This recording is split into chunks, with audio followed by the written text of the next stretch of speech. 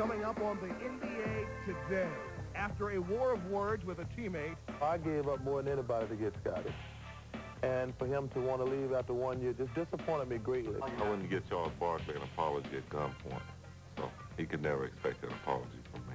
If anything, he owed me an apology for coming and play with his sorry fat butt. Scottie gets his wish.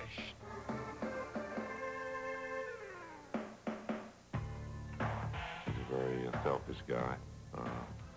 He doesn't show me the desire to want to win, and that's my reason for wanting to get away from playing with him anymore, because he don't show the dedication. And I probably should have listened to Michael a year ago when he said that Charles never will win a championship because he doesn't show any dedication. Hello again, everyone. Welcome to your weekly half-hour stroll with the NBA Daywalkers. This is the NBA Today. I am Jason Jackson. David Aldridge is with the Rockets. Scott Walker joins the Daywalkers for a look at the Lakers. And ESPN, the magazine's Rick Bucher, is with us. So we start with the firestorm surrounding the six-time champion. No two words like fat butt serve as a clear indication of how you feel about a teammate. Scottie Pippen used those words to describe now former fellow Rocket Charles Barkley last week during their public back and forth on the issues of dedication and loyalty. So on Saturday, Scottie got his wish. A trip to the Pacific Division, just short of L.A., though. He's a Portland Trailblazer. This team is very talented and is very deep, and they have a great chance of winning even without Scottie Pippen. So I'm just looking forward to joining them. On Monday, the fallout from Pippen engulfed Media Day in Houston, Texas. Our David Aldridge is on his NBA preseason fall tour. He joins us with the latest. With Hurricane Scottie blown out west, Texas skies cleared on Monday. Their bizarre year-long dance with Scottie Pippen over, the Houston Rockets welcomed Steve Francis, Shandon Anderson, and a half-dozen ex-Blazers to training camp, looking to put the Charles Barkley-Pippen feud behind them. Even if you don't like a guy, you don't have to kill him publicly, because nobody wins in that situation. And I think also he crossed the line. There's some guys, like I said, I have played with I did not like, but I would never voice that opinion about them publicly.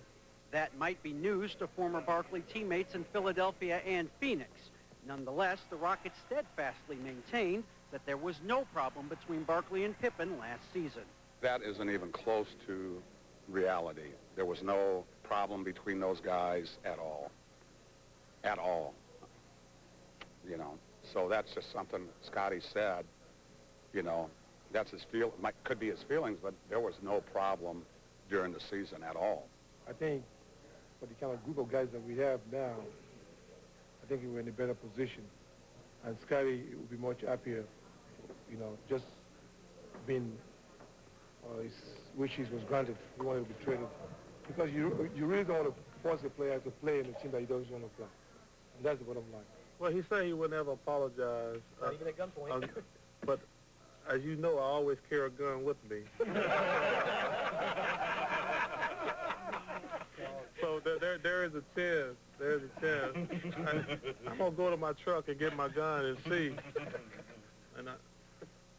So if I get arrested for murder, y'all know he didn't apologize. If we ever Barkley says that Michael Jordan called him last week twice to reiterate that he'd never said anything behind Barkley's back about his conditioning, that he hadn't told him or the media face-to-face. And if you're keeping track at home, the first Blazers-Rockets game is November 26th. Back to you, Jason. Still ahead. More on the words of Pippen, still giving it up to the Chuck Wagon. Being here, and expectations are very high that, you know, if he's not willing to go the distance, then there's no reason for me to, you know, put my last 3-4 years at risk of never winning.